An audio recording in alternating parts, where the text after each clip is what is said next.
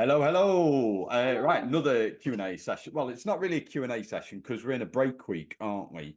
We are. From from the Shaping Up program. So the girls are still working hard. I know that the girls that I've spoken to are, apart from one who's on holiday, and the break week was really nicely timed. Perfect. But still using some of the kind of strategies that we've covered. But I know the rest of them are trying to maintain the routine. And I think one of the things they've learned is that we did a break week um, 2 months ago, and some of them realized that actually giving up the routine completely Yeah. is not a good idea because without that routine and structure, they fall back into old habits. And then B, when they're getting back into kind of that routine, it becomes harder. So it's much easier to try and maintain it, which is what we kind of say to them: maintain that because then you maintain your results. So, but no, that's it is the break week, so it's not really a Q&A as such, but just I think it's a tough, just discussing what will be cropping up on people's feeds at the moment, especially if they've been. I don't know about you, but I'm sure my phone and computer kind of pay attention to what I type in because it searches. At the moment, I'm obviously training for the triathlon, so I'm getting loads of like I had running shorts pop up on my Facebook feed and buy these running shorts, which was it worked because I bought a new pair of running shorts and running socks. I am terrible for that. Easily influenced. Advertising works well on you, Will. Oh, it does. I'm one of those that when they sort of say, well, if you don't buy now, you'll miss out on this opportunity. Buy now, buy now, buy now. I'm terrible. Um, and the number of things I've signed up, like subscriptions where they go, if you sign up now, you'll get 30% off for the next 6 months. I'll go, oh, that's good. Sign up now. Never use it and then end up having to cancel it about 6 months later. It's impulsive buying. Starting to realize that it's a trait of potential ADHD, which is, Yeah. yeah, I've got It's an explanation now. I have it's an the explanation. same in our house when there's two of you. There's a parcel coming, at least one parcel every day. Oh, we've always got parcels coming. Yeah, it's either me or Rosie. We've got loads Yeah. of them. But anyway, one of the things that I know, and I know that I've had this conversation a few times this week with people. It's coming up to the summer. I know we're in halfway through May, but loads of people are kind of going to go away at the end of July, start of August. So we're getting into that kind of 10 to 12 week period Yeah. of when people start going away. And, loads of people are panicking. But this is where the fitness industry kind of preys on people, where they'll sell like 6 week shreds or 8 week shape up programs. And I know ours is shape up in 8, but ours is not a fast kind of, it's not like this is going to get you shredded. It's an eight Yeah. week program that starts getting people building up the habits. But there are programs out there that basically tell, look, we'll get you to where you want to be in 8 weeks. Yeah. Sign up now, you'll lose X amount of weight in 8 weeks' Yeah. time. Yeah. Yeah. And I'm not going to knock them completely because some of these things do have a purpose. Hmm. But I think with those, you have to understand that they're okay, that you can lose. If your goal is to lose a stone in 8 weeks, you can do that. It Yeah. is feasibly possible. It's miserable, but Yeah. it is feasibly possible, and you can do that. And it is. I've done rapid fat loss protocols before myself, um, and there is a time and a place for that, and I'll talk about that later. But rapid fat loss protocols do have a time and a place, and I've done it where I've lost um, sort of about 4 or 5 pounds of fat in a week. Yeah. But it's hard. I was eating, for somebody whose maintenance calories are somewhere between 3 and 3,500 calories. I was eating 1,000 calories a day, Yeah. and that is miserable. I can tell you that. When you're used to eating a lot of food, and I mean, it isn't as bad as you think, and I'll talk about that as well later. But it is hard. It's hard, because you Yeah. can't have the chocolate, you can't have a cheeky glass of wine at the weekend. You've got to be really strict. Yeah. So I think people, as long as you are aware that you are going to have to be strict for those rapid fat loss protocols, and it is going to get tough at times, it can get you to where you want to be, but that's not something you are going to sustain. Yeah. And I think the biggest issue is that when people have done that, and let's say it's for a holiday, let's say they said, right, I want to lose a stone for a holiday in 8 weeks. They've lost that stone, they feel great on holiday. But what do? Because you've literally had no alcohol, no chocolate, no fun stuff. You go away, you think, right, I'm on holiday, everything goes in. All inclusive, go for it. It's there. Yeah. And the weight shoots up. And because people don't understand why the weight shoots up, they think they've undone everything, and then they just give up. So you enter this cycle. And I think if the fitness industry was more honest and said, look, this is not a sustainable way. This can get you to where you want to be, but you then need a follow-up. You then need that kind of education to understand why this happens. But they don't do that, because the coaches who sell those shreds, it's cookie cutter. It's like, right, stick everybody on 1,200 calories, give them the same workout, smash them to bits for 8 weeks. They get great results, good photos, use that to sell the next package. And then when it all goes back on, or they undo all their work as they believe, it's, oh, well, it worked, we'll do it again. Yeah. When actually, yes, it did work, but what you haven't learned is how to sustain that, which, like you say, is where ours is quite different, because although it's the 8 weeks, it's very much focused on sustaining that, and like focusing on the long-term results, really, like learning all those skills and why you have spikes on the scales and all of those things that, like you say, these ones don't all necessarily teach you. No, and and that's kind of what you've got to understand, and it doesn't work. And actually doing that yo-yo dieting isn't going to do you. You're not going to break your metabolism. That's one thing that I will promise you won't. But it doesn't really give you a good relationship with food. It makes you fearful of carbs, for example. That I've spoken to somebody this week who just says, I can't eat carbs because they make me fat. And I'm like, no, they don't. But they wouldn't have it, and even if I tried to explain to them, because they've gone through so many of these 8-week, 12-week boot camps, their relationship with food needs unpicking. And that's something that we try and help people with as well. So, yeah, I mean, that's why they don't. I mean, they do work, but then they don't. And it depends on your goal. And that's something you've got to be really honest with yourself about. I think you kind of got to say, well, what is my goal? Okay, initially people might say, I want to lose weight for a holiday. That's fine. Yeah. Absolutely fine. Or I want to lose weight to go to a wedding, or I want to lose weight because it's the summer and I want to be able to take my top off and, or wear a bikini or whatever. Yeah. That's absolutely fine. But then the long-term goal, you've got to think about what is that only what you want, or do you want to be able to sustain that? And if you want that sustainability, then those short-term things just don't work. And it's like the same as the keto diet. And, the keto diet has its place if removing a macronutrient is nice and easy for you. So you just eat a lot of meat and kind of vegetables and avoid carbs. Absolutely fine. If you can do that, that's great. And it works for some people.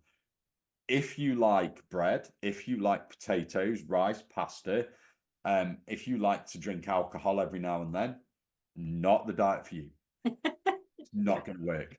There's an interesting one. I don't know if obviously we've talked about the carnivore diet previously.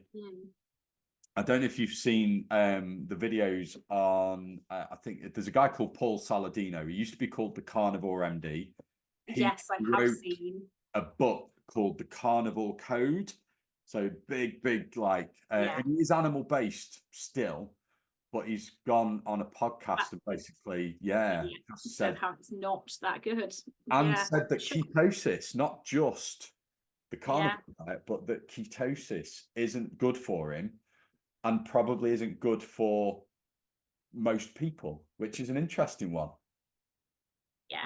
And it's when you backpedal on those things, isn't it? That you just think, like, you built a life around selling this to people and telling them that this is the diet that will change your life. This is how you should be eating. Nothing else will work. Carbs are bad. They're going to kill you. And actually now you're having to backpedal so far and say, actually, I mean, fair play that he's put his hands up and said, I am wrong. Just about to say. Which is massive. Yeah, because actually sometimes, I think Martin McDonald, I was listening to one of his podcasts the other day, and he's writing that people don't necessarily say these things to cause harm if it's genuinely what they believe. Yeah. But the worry is the ones that are so extreme that they shout the loudest, and they're the voices, Yeah. like the big one at the moment that doesn't even need to be mentioned. They shout the loudest so people see it, but it's And not the right education for people to see. Shout and swear and tell people that they just need to wake the F up. But at some point, and I'm glad it is starting, but at some point, these diets, like the carnivore diet, I mean, the thing is, the carnivore diet is just keto and extreme. Keto was just the Atkins diet rehashed, and all of these low carb diets and the diets keep coming back, and that's something I think people have to be aware of. Yeah. That the whole fitness industry and the dieting industry kind of goes in cycles. So I think we've had the extreme stuff. We're getting kind of the harsher side of the dieting industry, and people have stopped saying, no, you can't eat what you want. I mean, you can, but in moderation. Yeah. But they're moving away from kind of the intuitive eating stuff, although that's still around. It's now getting to no, you need to eat whole food. You need to have a cleaner diet. Yeah. And there are people who are they're not quite mentioning clean eating, but it's going, it's got to be whole food. It's got to be unprocessed or minimum. No ultra processed, no ultra processed foods. That's a big thing. And then it will go back again to, but actually it's all about balance. We need to allow ourselves, and it'll just do that cycle. And then we'll get the anti-carb cycle going around. You'll get the low fat, low sugar sort of stuff. I mean, we're getting low sugar at the moment, but low fat, it's just, and unfortunately what you need to do is look for those moderates where the message doesn't change. So people like Jordan's diet. Yeah, he's great. But it's also like, if you look at, I'm not saying it's a perfect model, but if you look at, like here in the UK with the NHS and the Eat Well plate, that very much focuses on balance. Yeah. And even in that plate, you have still got your fizzy drinks, your sweets, your chocolates that don't necessarily sit now inside that plate, but they're still there. Yeah. You know, and if that's what we're being told, and it's the same across a lot of like health bodies, that's, I'm not saying it's the perfect model, but that is showing everything in moderation, and that is what the majority of the population should be following to live a healthy lifestyle. And actually, one of the things I've come to understand, and it's something I didn't really think about when I was doing nutrition, because obviously we try and do an individualized, personalized sort of teach people how to eat to them. You can't do that on a population level. So when they give out the advice, it's going to be, if you start with this plate, you're not far wrong. Yeah. Then tweak it to you. Yeah. You know, like there'll be some people like yourself and I that don't tolerate dairy as well. So obviously that's, I mean, they've changed it again, update it and put dairy or dairy alternatives, but certain things like that, you might change. You might be sensitive to certain, like with gluten or certain carb sources that might not agree with you, but you will adapt it in a way that will work best for you. But like I say, it's a good place to start. It includes everything. Yeah, and I think actually, if you want, and it's the thing is, people don't like it because it's boring. But if you want results, it's really simple. Yeah, it is really simple. It is just, prioritize your protein, get enough protein on your plate. Make sure you've got plenty of veg and fruit within your diet. Have a healthy portion, a moderate portion of starchy carbs, whole grains, that sort of stuff. Try and minimize refined sugars or added sugars. Try and keep those lower. Try and keep your saturated fats low and your unsaturated and polyunsaturated fats a little bit higher. Yeah, and it's just that sort of stuff. It is the moderate stuff, and it's learning to listen to your appetite cues and your hunger cues. You need to understand that if you're reaching for food in the evening, are you hungry, or is it more your boredom? Is it an emotional thing? So all of these things, that it's the boring stuff. It takes time, but it works, and it's something that people need to understand. They need to learn to be patient. Yeah, I think that's where you've also hit the nail on the head, though. It's boring. You see all these people come along, and it's like, whoa, shiny, exciting, new. This sounds great. Yeah, let's try it, because it's something new. It's something different. You've not heard of it before. Even if, like you say, carnivore's just Atkins rebranded, to them it's something new and exciting. So that's, I think, what draws people to it is they're promised the quick results, they're promised that this is the best way, and it's new. Whereas people get bored very easily. As humans, we do get bored, and like you say, we're not very patient. No, and I think the other thing as well, and this is something else I'm coming to realize, is that, and it's taken me a long time, and I realized it about myself as well. So it's something that I can relate to, but we're looking for answers because we think we're broken. Mm-hmm. We think that, like, I've had somebody this week saying calorie deficit doesn't work for me. And I'm like, I'm sat there and I just sort of looked at them and I said, just think about what you've said. Yeah. If your goal is fat loss, calorie deficit is the only way that Yeah. things work. And she's like, well, the only thing that works for me is if I avoid, and she just basically it's low carb. This is the same person who's saying the carbs. It's only if I avoid carbs completely. I don't eat bread, don't eat pasta and rice, and I just have meat and veg.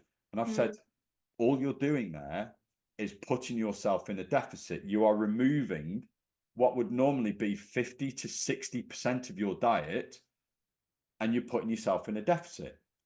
And that's it. It's as simple as that. And no, calorie deficit. And then mention things about hormones and cortisol, which is the other one. And what we've got to understand is that we are not broken. Yeah. All of this stuff that is going out about, it could be your cortisol, or you've broken your metabolism, or carbs make you fat, insulin, all of this sort of stuff. Yeah. That's the other one. No. Certain foods, you're intolerant to all these different foods. I've had people do them before, where you send them a little sample and they're like, oh, avoid this, this, this, and this. I mean, even the Zoe, I read an article about Zoe, which is this, continuous glucose monitoring and stool sample stuff.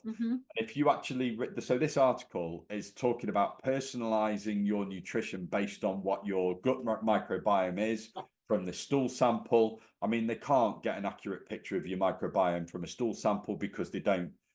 You poo in a bottle and you send it off. It's not frozen, so it's not a true representation. I know that's tickled you. It's not a true representation of what your microbiome is, because literally you've done it. It takes a couple of days to get there. Yeah. It's possibly sat there for a week or so before they do anything to it.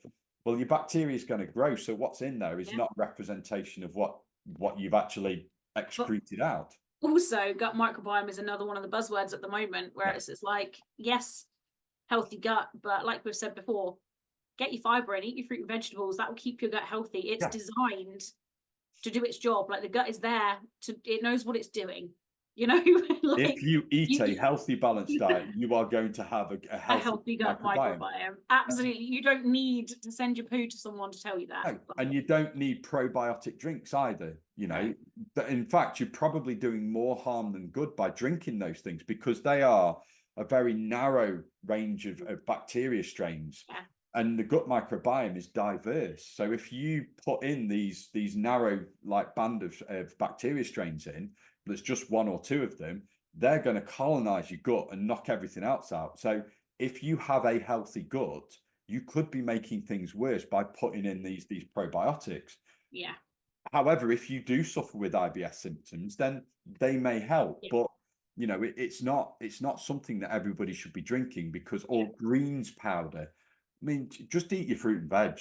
Stop spending 60 quid a month on a powder that tastes like. That caused an eye roll in our house. I was like, what do you mean you don't eat your fruits and veg? Well, just greens powder. I was like, no, not anymore. You'll eat fruit and vegetable now. Yeah. But like you say, with Zoe, back to the article. So with Zoe, he talked about all of this kind of personalized nutrition, how it can work for you. And then it just went on to calorie deficit, eat your fruit and veg, get a protein-rich diet. And I'm thinking, all you're doing is telling people to do the right stuff, the balanced stuff, and then sort of saying, but it's not, but really it's this that's working. But no, it's not. It's the stuff it's all of that underneath that works.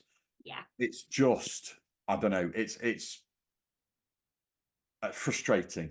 Yeah. And I think we need to get people to understand that, But that's the problem, that as soon as people do realise and that one goes, there'll be something new that will just replace it. And again, it will just be that cycle again, that there'll be something new that will just come along.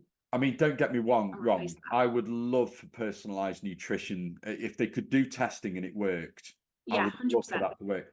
But the, you know, like too your far off. intolerance, the intolerance tests don't work where you, you know, take Send a a sample swab. and things as well. Yeah, Yeah. they don't work. Those IgG tests or immunoglobulin G tests or D tests or whatever they're using, what they actually detect is when they sort of say to you, oh, yes, we found an intolerance to this because your levels are raised of this particular marker.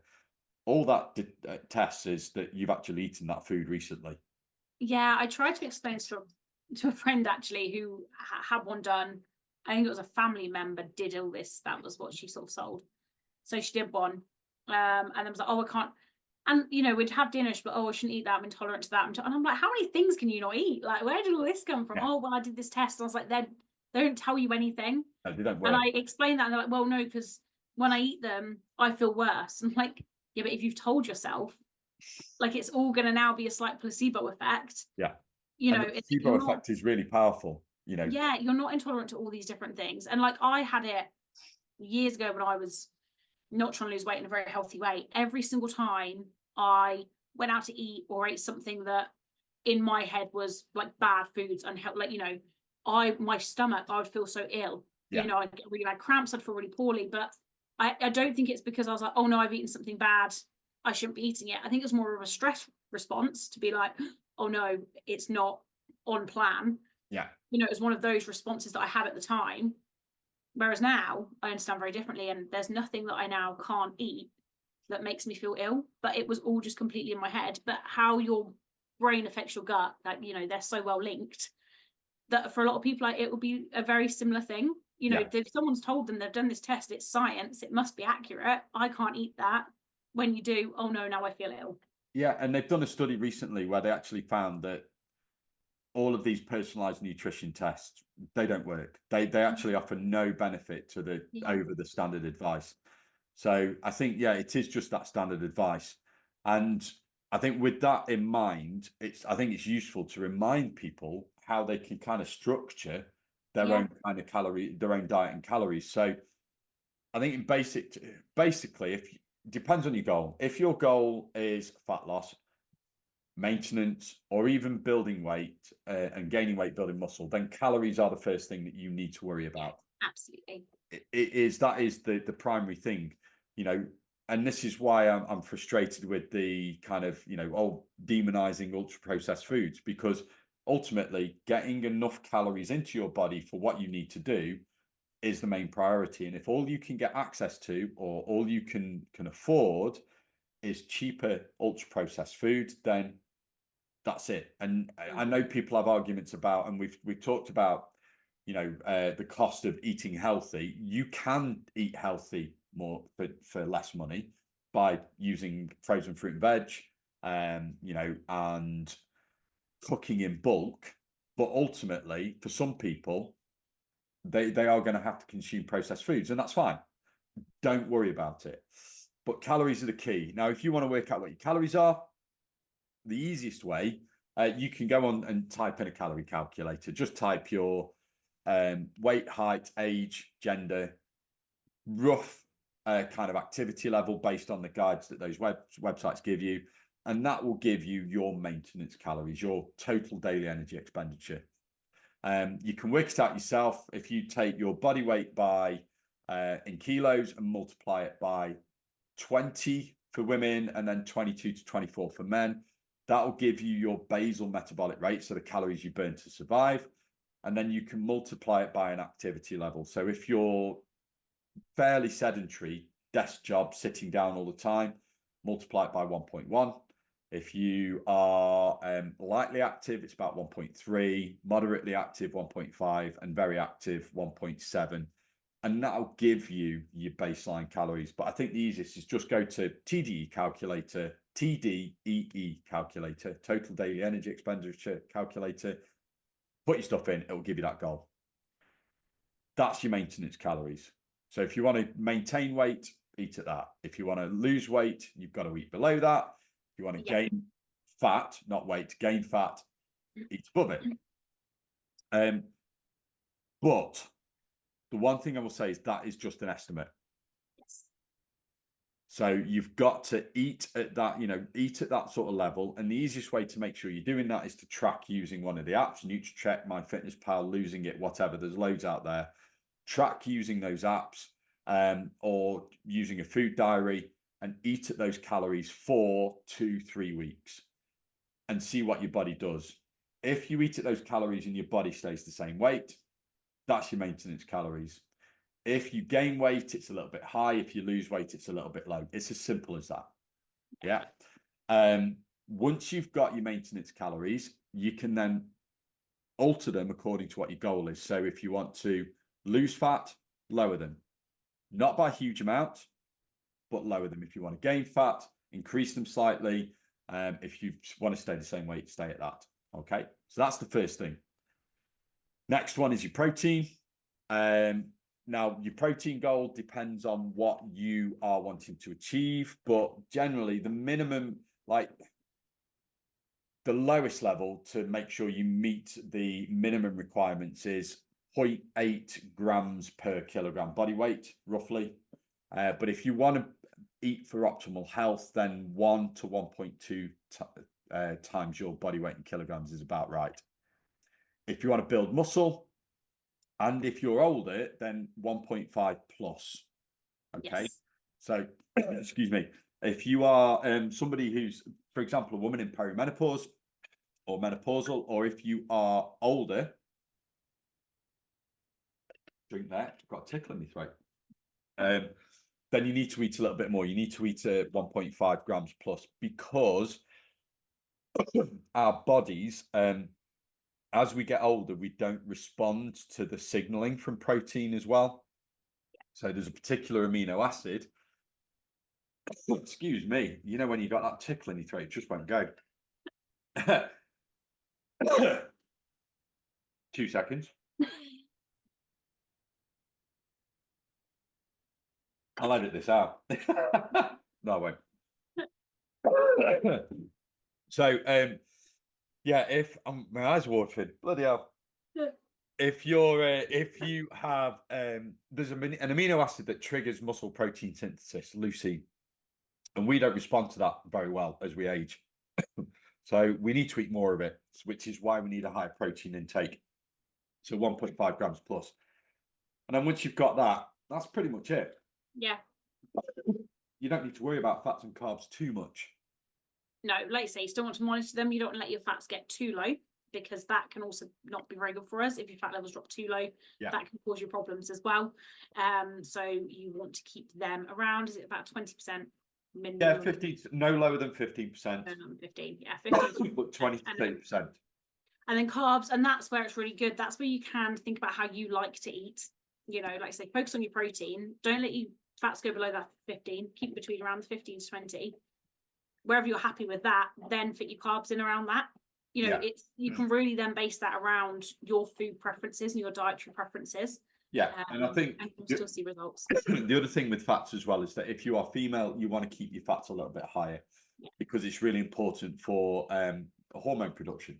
Mm-hmm. We do want that fat level a little bit higher. So maybe sort of 20%, 25%. If you're tracking, like in terms of weight, if you are tracking macros, then no lower than 0.5 grams per kilo. Ideally, you want it somewhere between 0.5 to 1.2 grams. That's kind of the range. There's not a huge amount of evidence on fats.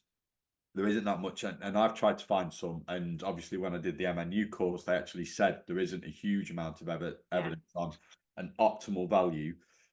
But there are suggestions that anything less than 15% long-term is not good. So, or 0.5 grams per kilogram body weight, because you end up with things like women loss of periods, hormonal disruption, hair loss, poor skin, and all that sort of stuff, which is not good.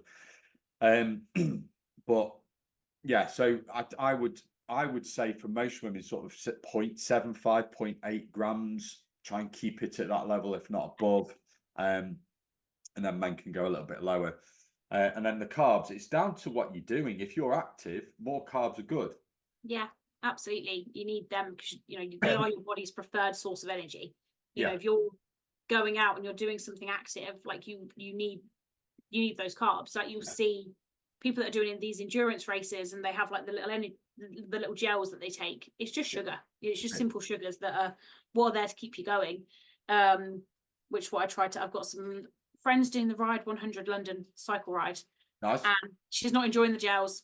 She is not enjoying them. And I said, just get a pack of Jelly Babies.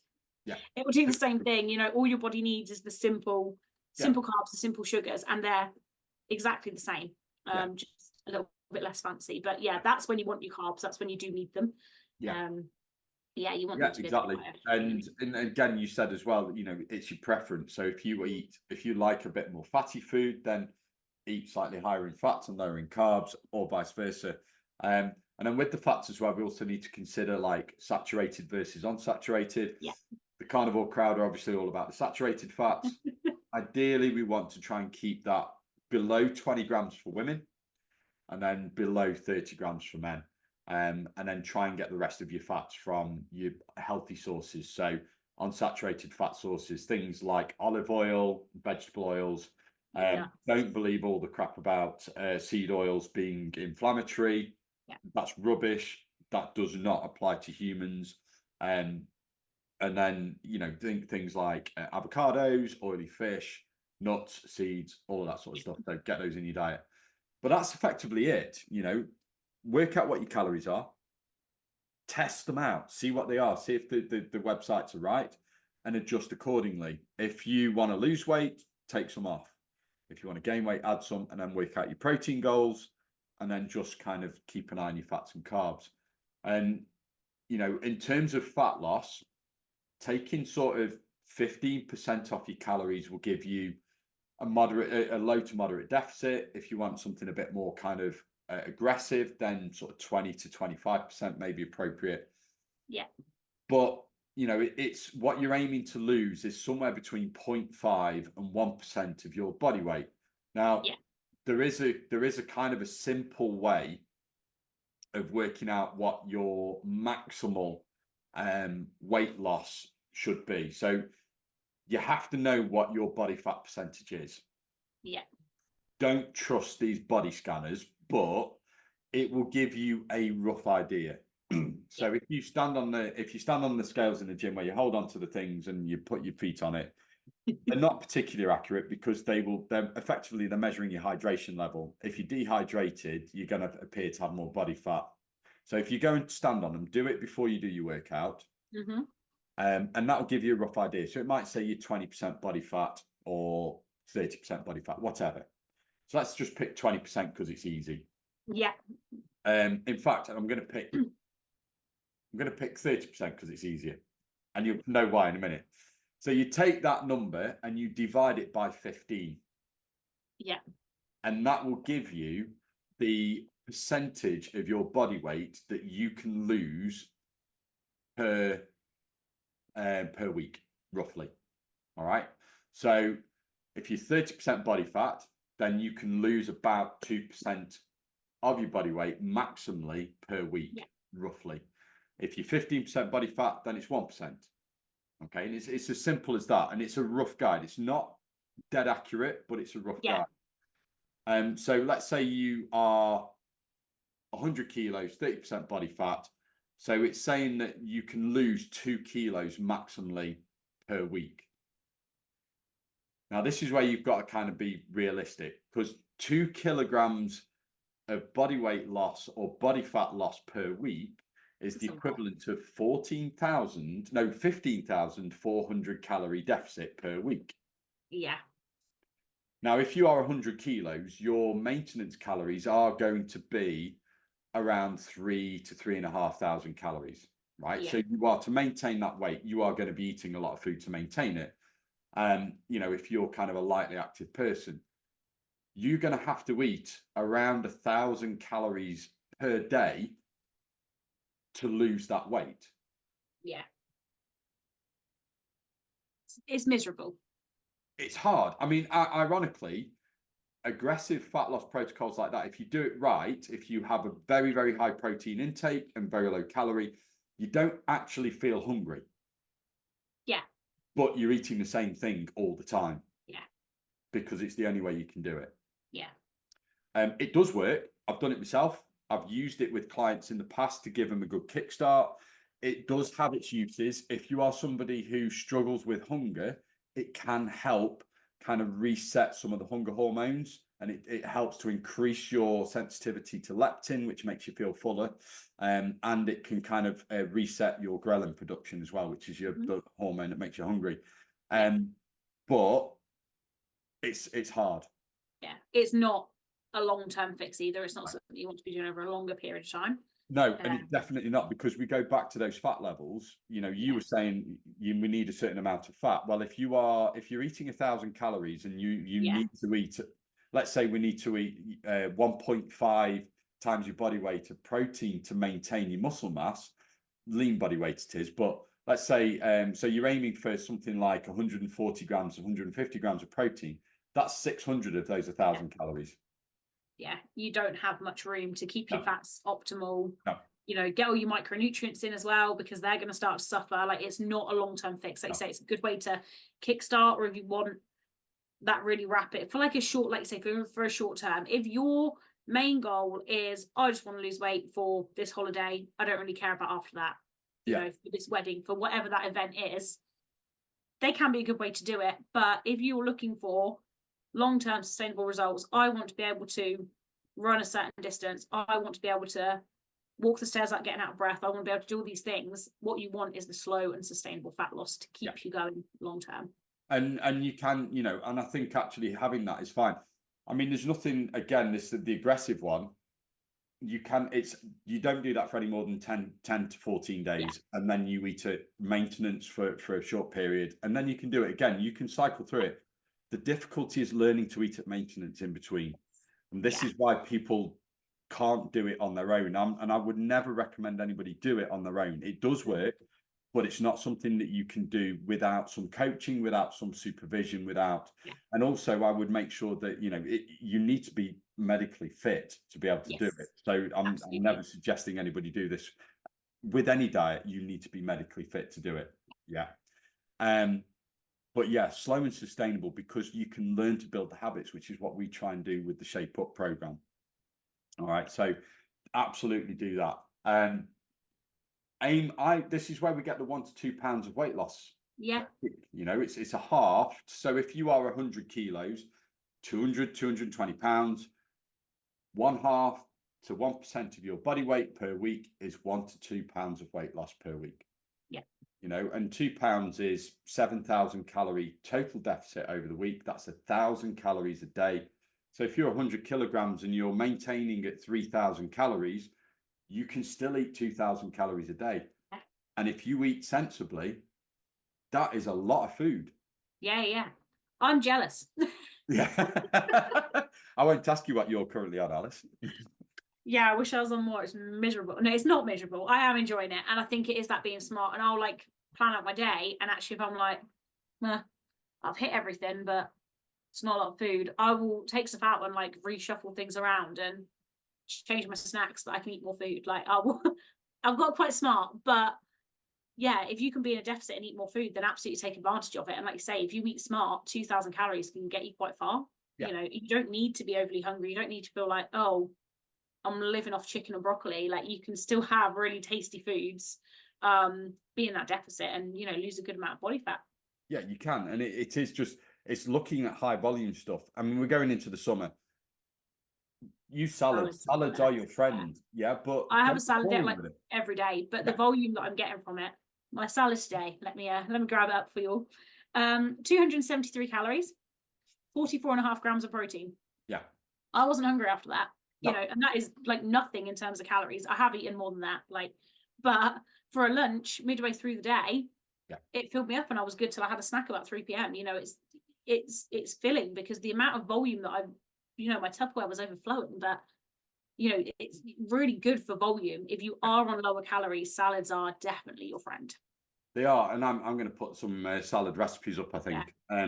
I made a great one yesterday. It was just a massive lettuce. Your picture of it, it was huge. A massive lettuce, and so it's a massive lettuce, cucumber, celery, crunchy veg, loads of, I think I put some apple in there as well.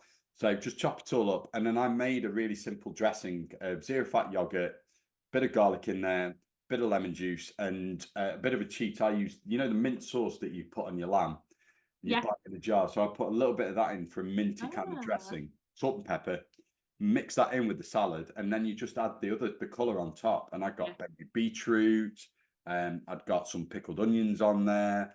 I added protein with some egg. I added protein with some cheese. And then I had that. So that salad on its own was about 270 calories and 25 grams of protein with the eggs and the cheese. And then I had that alongside one of my wraps that I've made, which is about 400 calories. So for that, and that's 40 odd grams of protein. So that meal was 600, nearly 700 calories, but it had about 78 grams of protein. And for me, that is within my allowance. 700 calories for my dinner, right? But I got over half of my protein just in one meal. Yeah. And I was absolutely stuffed. I couldn't eat anything else after that. Yeah. And I've got a big appetite. Yeah. Yeah, same. That's the thing with eating like high volume. That's where like veg is so good though. And like I'll snack on fruit all the time because I've got such a sweet tooth, but fruit still does it for me. Like I'll have like berries all the time, and you know, a bit of fruit in the afternoon. You're still having something that's really sweet, really tasty, really low calorie, but the amount you can have for it, you know, it fills you up. You know, there's a lot there. And like I say, it's the right time of year for it. Yeah, it is. And it is, that lighter food is good, but that's the thing you've got to do. And if you are having, you say, yeah, but I'm having salad, double it, triple it. You're not having enough. If you're still hungry, you're not having enough. And be adventurous. Add dressings. I get low fat yogurt and flavor it. I even make up like a lower calorie version of like a Mary Rose sauce. You know, with, again, you can use yogurt, bit of ketchup, bit of Worcester sauce, lemon, bit of mustard in there. Make it so it's nice and it lubricates. Because let's face it, lettuce, cucumber, and tomato is not the most interesting thing. Some people love that. I mean, don't get me wrong, I like salad, but it needs a dressing. I don't know if you've or if anyone else has seen Lucy Lord. Her thing is say no to shit salads. So if you go on her website or even in her books, she's got so many salad recipes, which is adding like all different exciting things to the salad, whether that's like nuts or apple or strawberries or anything like that, but also really good salad dressings to go alongside them. So if you ever asked her for inspiration, she's a really good one. Lucy Lord. Oh, I'll have a look. I think it's Lord Lucy on all of her socials, but Lord Lucy. I've got both of her books and they're very good. But I mean, that's the key thing. So, you know, we don't need fad diets and fat loss diets. And I think actually the other message I want to get across to people is that, you know, people say, I want a bikini body, I want a beach body. You've got a bikini body, you've got a beach body. Yeah. Losing a set amount of weight that you have in your head is not going to guarantee that you are feeling confident and comfortable in the clothes that you wear. You've got to accept that, you know, that's you. And not to say that you need to be happy with what you've got. You can be confident and comfortable and still want to improve and still want to do better and still want to change things. That's fine. But you've got to understand that people really don't care. If you go onto the beach in a bikini, people really don't care. And the ones that do, their opinions do not matter because they are small-minded people, you know. So just be confident. If you're ever not confident, go onto the beach, have a look around, because I will guarantee that you will see all shapes and sizes. Absolutely. And the one I noticed this when I went to the States last year. I went to the water park. The people who really don't give a shit are the ones that they're not the skinny ones. Yeah. They're the ones with the curvier bodies. They're the ones with the bigger bodies. They are the ones that really don't care. Yeah. The people who are worried about how they look are the ones that are slimmer and skinnier. And I think we can learn from that. And I'm not saying that, I'm not trying to kind of glorify obesity or anything like that, but we just need to be comfortable in our own skin. That's the thing. It's your body. And you'll see people always wish what they haven't got or can't have, or you'll always want more. You know, we've spoken about it before, where you can look back at old pictures of being like, why did I think I was big then? You know, so I feel like I need to lose more. And if you don't have confidence then, it doesn't necessarily mean that you'll suddenly get it now. Like if you are someone who is now reached a phase in your life and you think, oh, I put on a bit of weight. If you look back at old pictures and you think, did I like how I looked then? I want to be back to that weight now, but when I was at that weight, did I feel confident? Yeah. Did I enjoy being there? Chances are probably not. And men are the same. I was exactly the same. Yeah. And you know what? Now, I'm 44 this year in a couple of months. 44. I am in the best shape of my life, in physically, health wise. I recently had blood tests, and they've all come back in really good order. I'm in the best shape and healthier and fitter now than I ever was in even my late teens, through my 20s and into my 30s. I've just because, and that's the other thing, it's never too late to start. I started doing this when I was 36, 37. So I've been doing it now for nearly the last 8 years. You can make yourself feel better, make yourself stronger, make the physique that you want effectively. And like you say, sod what you look like in your 20s. Yeah, you will change. I even look like at myself now in the mirror and I'm like, oh, my body shape has changed. Yeah. I'm getting old now. I'm approaching 30 and it starts to change. And it doesn't mean that, I was so old, Will. I'm going to be so old this year. But you do see that it will start to change, and like you'll hold body fat in different ways and your body shape will change. But I think I've reached a point where, like, I don't know, I think because I am happy where I'm at, I know I'm healthier. I know I'm stronger. I know I'm, fitter than I've ever been. Might not be smaller. But I mean, I am a little bit. I look back at old pictures and I'm like, yeah, we're still smaller, even though the scales don't tell you it. Yeah, and that's the other thing. Look at the other measures, and I think the more that you go out in public, like say, go on the beach in your bikini, the more you'll just learn to not be bothered by it. But you've got to push yourself out your comfort zone. And like I say, it's the same with making changes. If you want to change your lifestyle and become fitter, become stronger, you've got to push yourself out of your comfort zone to reach those goals that you have. You do. Absolutely. 100%. And, rather than focus on just getting into shape for this summer, think about the future, think about next summer, think about the summer after, think about when you're, 10, 15, 20 years old. And there's somebody I follow on Instagram, This Woman Lifts. I think the message that she's got, particularly for women, is great. She's not doing what she does for a summer body, she's doing it for her old lady body. Yeah. And my analogy is that I look at the diet and the exercise as paying into a pension. Yeah. You're not necessarily going to see all the rewards now. You will see some of them, but not all of them. But when it comes time to collect that, 65, 70, 75 and above, you will notice a massive difference. Yeah. So think about the long term. Think about what you're doing now for your future self. Absolutely. Yeah. I didn't go off on a rant this week. You didn't? Are you okay? Yeah. Yeah. That was quite good.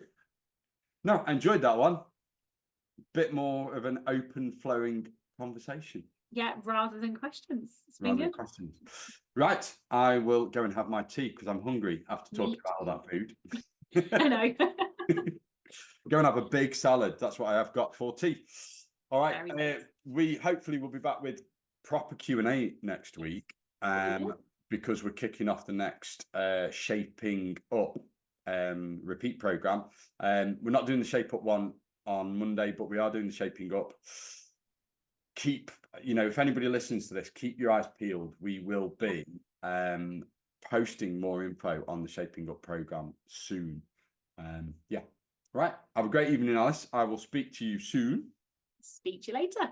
Bye for now.